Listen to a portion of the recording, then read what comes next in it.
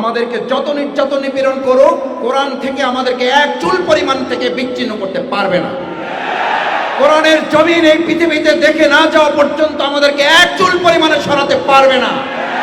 কোরআনের বিরোধিতা যারা করেছে তারা এই মসজিদেও থাকতে পারে নাই, এই মসজিদ তাদেরকে বের করে দিয়েছে। বাইতুল মুকাররমের এই কিরাত সম্মেলনের ময়দান থেকেই আল্লাহর জমিনে আল্লাহর কোরআনের বিজয়ের ঘোষণা হবে। আসসালামু আলাইকুম ওয়া রাহমাতুল্লাহি ওয়া বারাকাতুহু। বাংলাদেশ কুররা ওয়াল হুফাজ ফাউন্ডেশন এর আয়োজনে সাহিত্য সংস্কৃতি সংসদ ঢাকা মহানগরী দক্ষিণের ব্যবস্থাপনায় তানজানিয়া, মিশর, আফ্রিকা এবং আমাদের প্রাণপ্রিয় মাতৃভূমি বাংলাদেশ এর খ্যাতিমান আন্তর্জাতিক পর্যায়ে সম্মানিত এবং উত্তীর্ণ শ্রদ্ধাভাজন কারিবৃন্দকে নিয়ে আজকের এই কিরাত সম্মেলন। মূলত আজকের এই প্রোগ্রামের সবচেয়ে বড় আকর্ষণ মহাগ্রন্থ আল কোরআন হচ্ছে এই সম্মেলনের প্রাণ। যার টানে, যার ভালোবাসায়, যার মহাব্বতে, যার আকর্ষণে, যার প্রেমে, যার মায়ায় আমরা আজকে এখানে সমবেত হয়েছি। মহান আল্লাহ তাআলার যে বাণী আজকে আমরা এখানে শুনতে এসেছি, এই শোনাটুকুই কি আমাদের কাজ, নাকি এর সাথে আমাদের আরও কোনো দায়িত্ব আছে? সেটি আল্লাহ সুবহানাহু ওয়া তাআলা আমাদেরকে এখানে খুব চমৎকার করে, আমাদের হৃদয়গ্রাহী করে, আমাদের হৃদয়ে গেঁথে দেওয়ার মতো করে এবং কিছুটা সতর্কতার ভাবে উপস্থাপন করেছেন। আল্লাহ তাআলা তুলে ধরছেন। তিনি বলেন 125, 26 এবং 127 নম্বর আয়াত আল্লাহ তাআলা বলছেন, সে সেদিন বলবে, হে আমার রব, কেন আমাকে অন্ধ অবস্থায় উঠালেন, অথচ আমি তো দৃষ্টিশক্তি সম্পন্ন ছিলাম। এই যে আমরা এখানে যারা আছি, আমাদের সকলেরই দৃষ্টিশক্তি আছে। আমাদের স্টেজে একজন ভাই আছে, সাহিত্য সাংস্কৃতিক সংসদের সভাপতি জাকিউল হক জাকি। আমরা আল্লাহ তাআলার কাছে দোয়া করি, আল্লাহ তাআলা তার কোরআনের এই খেদমতে মেহরবানি করে তার চোখের দৃষ্টিশক্তি যেন আল্লাহ তাআলা ফিরিয়ে দিয়ে আবার দুনিয়াকে দেখার তৌফিক দান করেন। তার কাছে জিজ্ঞেস করলে বোঝা যাবে দৃষ্টিশক্তির মূল্য, মর্যাদা, এটা কত বড় আল্লাহ তাআলার নিয়ামত। আমরা প্রায় সকলেই এখানে দেখতে পাচ্ছি, অথচ আল্লাহ তাআলা সেদিন আমাদের কাউকে কাউকে অন্ধ করে উঠাবেন এবং আমরা জিজ্ঞেস করবো, আল্লাহ মাফ করুন, যেন ওই তালিকায় আমরা কেউ লিপিবদ্ধ না হই। আমিন। আরেকটু জোরে বলতে হবে, আল্লাহ মাফ করুন। আল্লাহ আমাদের সত্যি মাফ করুন, যেন আমরা সেদিন অন্ধ হয়ে না উঠতে হয়। কেন অন্ধ হয়ে উঠতে হবে? কেন অন্ধ হতে হবে? আল্লাহ তাআলা সে কথা এবার বলছেন, ক্বালা কাযালিকা আতাতকা আয়াতুনা ফানাসিতাহা।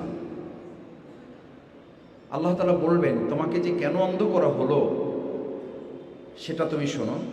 তিনি বলবেন, আল্লাহ তাআলা বলবেন, এমনিভাবেই তোমার রব আমার নিদর্শনাবলী এসেছিল। আল্লাহ তাআলার পক্ষ থেকে এই আয়াত, এই তেলাওয়াত, এই বাণী, এই আহ্বান, আল্লাহর এই বিধান, আল্লাহর নাজিল করা এই গ্রন্থ আল কোরআন, এটি আমাদেরকে শোনানো হয়েছিল। নিদর্শন আমাদের কাছে এসেছিল, বারবার তেলাওয়াত করা হয়েছে, সালাতে তেলাওয়াত করা হয়েছে, সালাতের বাইরে এরকম আয়োজন করে তেলাওয়াত করা হয়েছে। আমরা মনোযোগ দিয়ে শুনেছি, আমরা সেটাতে বিমোহিত হয়েছি। কিন্তু ফানাসিতাহা, কিন্তু তুমি তা ভুলে গিয়েছিলে। ভুলে গিয়েছিলে মানে আমি আসলে সেটা অন্তরে ধারণ করিনি। আমি শুনেছি, আমি বুঝেছি, কিন্তু আমার বাস্তব জীবনে আমি তা পালন করতে পারি নাই।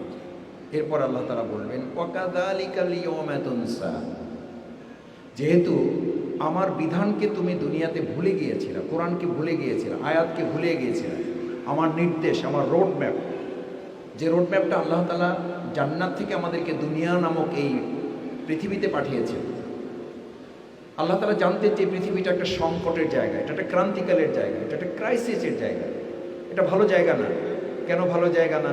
আল্লাহ রাসূল সাল্লাল্লাহু আলাইহি ওয়াসাল্লাম বলেন, ক্বালা রাসূলুল্লাহ সাল্লাল্লাহু আলাইহি ওয়াসাল্লাম, আদ-দুনিয়া সিজনুল মুমিনিন, এটা একটা কারাগার, বা জান্নাতুল লিল কাফিরিন, আর এটা কাফেরদের জন্য হচ্ছে জান্নাতের মতো।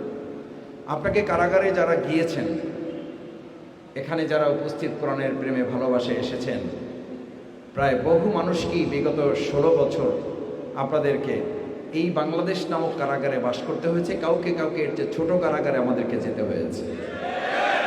আল্লাহ তাআলা এই কোরবানিগুলোকে আল্লাহর জন্য, আল্লাহর কোরআনের জন্য, আল্লাহর জমিন, আল্লাহর দ্বীন বাস্তবায়নের জন্য, কালকে আমাদের নাজাতের জন্য এটাকে কবুল মঞ্জুর করুন। এখানে এমন আলেম ওলামারা আছেন যারা কারাগারে গিয়েছেন, আর এই মসজিদে এমন আলেম ওলামারা ছিলেন যারা ওই নির্যাতিত মজলুম মুসলমানদের ধাওয়া খেয়ে মসজিদ থেকে পালিয়েছেন। একটা সমাজে কোরআনের বিধান, কোরআনের সম্মান, কোরআনের মর্যাদা যতক্ষণ পর্যন্ত সেখানে জারি না থাকে, কায়েম না থাকে, কত বড় লাঞ্ছনা গঞ্জনা হয় যে কোরআন বিরোধী শুধু না, কোরআনের বিপক্ষে শুধু না, যারা ছিল সেই সমস্ত তথাকথিত প্রধানমন্ত্রী তোদের দেশ ছেড়ে পালিয়েছিল। কিন্তু অত্যন্ত দুর্ভাগ্যের যে আমাদের এই জাতীয় মসজিদ বাইতুল মোকাররমের মসজিদের কিছু আলেমদেরকেও এখান থেকে চলে যেতে হলো, এখান থেকে পালাতে হলো। কেন? এটার অর্থ হচ্ছে কোরআনের সাথে আমি, আপনি, আমরা যে যত মর্যাদা সম্মানের অধিকারী হই না কেন, কোরআনের সাথে বেয়াদবি করলে আল্লাহ তাআলা শুধু পরকালে না, দুনিয়াতেও তাকে সর্বোচ্চ লাঞ্ছনা এবং অপমানের জায়গা নিয়ে যাবে। সুতরাং আজকে আমি আপনাদের কাছে একটা আহ্বান রাখতে চাই। আমরা কি শুধু এখানে কোরআন শুনতে এসেছি? আমরা কি শুধু কোরআন বুঝতে এসেছি? আমরা কি শুধু কোরআন জানতে এসেছি? নাকি আমরা কোরআনের আলোকে প্রতিষ্ঠিত একটা বাংলাদেশও আমরা দেখতে এসেছি? কারা দেখতে এসেছি?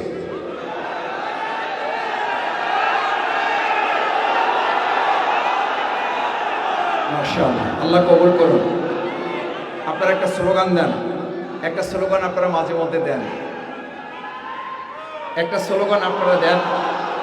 স্লোগান দিতে বলি নাই, কি স্লোগান দেন? আল কোরআনের আলো ঘরে ঘরে। আচ্ছা, আমি মাঝে মধ্যে জিজ্ঞেস করি, আল কোরআনের আগে কি আগে ঘরে জ্বালতে হবে নাকি অন্তরে জ্বালতে হবে?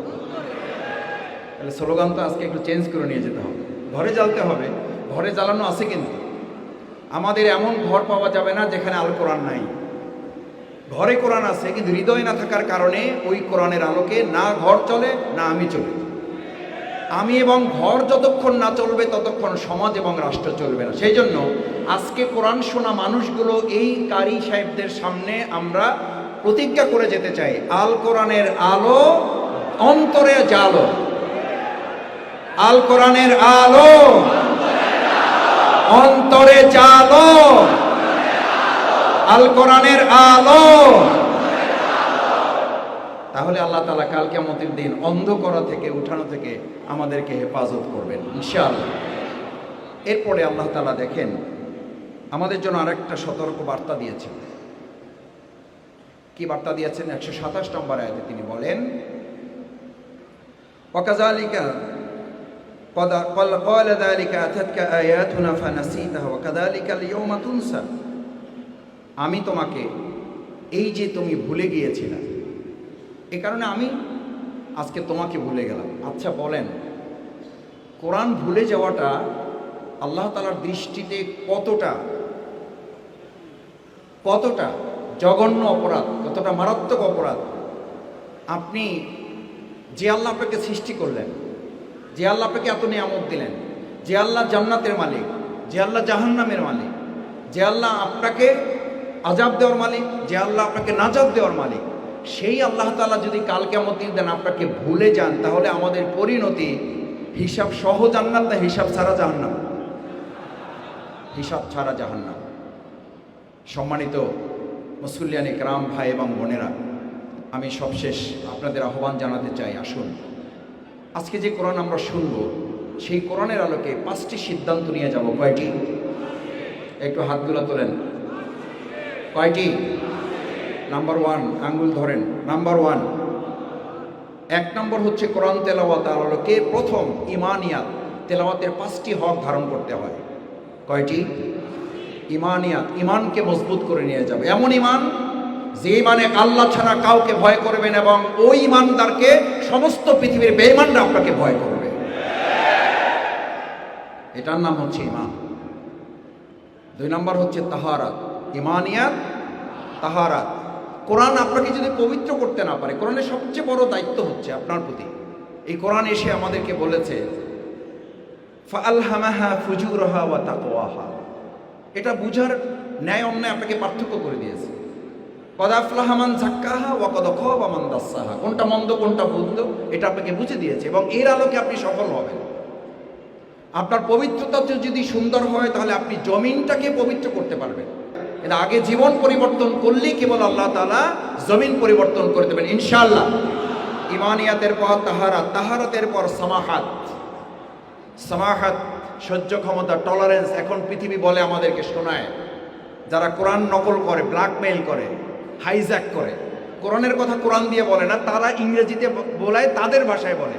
আসলে কোরআনের কথাটা হাইজ্যাক করে তারা ব্ল্যাকমেইল করে, কোরআনের কথা বলতে চায় না। হীনমন্য, সংকীর্ণ, কৃপণ পৃথিবীর, এবং পৃথিবীর সবচেয়ে বড় বাটপার এরা। কোরআনের কথা কোরআনের ভাষায় না বলে নিজেদের ভাষায় বলে কৃতিত্ব অর্জন করতে চায়। সামাহাত সহ্য ক্ষমতা, tolerance is the best teacher. কোরআন আপনাকে সহ্য ক্ষমতা বৃদ্ধি করবে। আমাদেরকে যত নির্যাতন নিপীড়ন করুক, কোরআন থেকে আমাদেরকে এক চুল পরিমাণ থেকে বিচ্ছিন্ন করতে পারবে না। কোরআনের জমিন এই পৃথিবীতে দেখে না যাওয়া পর্যন্ত আমাদেরকে এক চুল পরিমাণে সরাতে পারবে না। বাইতুল মুকাররমের এই কিরাত সম্মেলনের ময়দান থেকেই আল্লাহর জমিনে আল্লাহর কোরআনের বিজয়ের ঘোষণা হবে। এটার নাম সামাহাত। সেই পর্যন্ত জেল, জুলুম, নির্যাতন, ফাঁসির মঞ্চ যদি আমাদেরকে যেতে হয়, শাহাদাতের তামান্নায় আমরা রাজি থাকবো, রাজি থাকবো শাহাদাতের তামান্নায়। কোরআন আপনাকে শাহাদাতের তামান্নার কথা বলে, কোরআন আপনাকে শহীদের মর্যাদার কথা বলে। এটার নাম হচ্ছে তেলাওয়াতের সামাহাত, সহ্য ক্ষমতা, ধৈর্য। ইন্না সানুলকি আলাইকা কওলান সাকিলা ইন্না নাশিয়াতাল লাইলি হিয়া আশাদ্দু ওয়াতআম ওয়া আকওয়ামু কিলা। আল্লাহ রাসূল সাল্লাল্লাহু আলাইহি ওয়াসাল্লামকে কোরআন দিয়ে এভাবে সামাহাতে তাকে তৈরি করা হয়েছে। সামাহাতের পর হচ্ছে ইখবাত।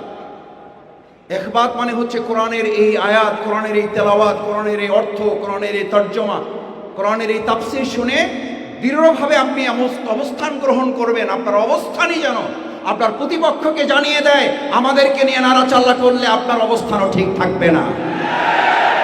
আমাদেরকে জ্বালা যন্ত্রণা দিতে আসলে আপনি যন্ত্রণার আগুনে জেলে পড়ে ছারখার হয়ে যাবেন। কোরআনের বিরোধিতা যারা করেছে তারা এই মসজিদেও থাকতে পারে নাই, এই মসজিদ তাদেরকে বের করে দিয়েছে। সুতরাং মুমিনদেরকে, কোরআন প্রেমিকদেরকে নাড়তে আসবেন না। এটা হচ্ছে ইখবাত। আমার দৃঢ়তা, আমার অবস্থান, মজবুতিটা যেন তাদের অন্তরকে শানিত করে দেয়। সর্বশেষ আদালত। আদালত আল্লাহর জমিনে আইনের শাসন কায়েম করা। 2024 সালের জুলাই আগস্টে আমাদের সন্তানেরা এই আদালতের কথা ইংরেজিতে বলেছে, উই ওয়ান্ট জাস্টিস।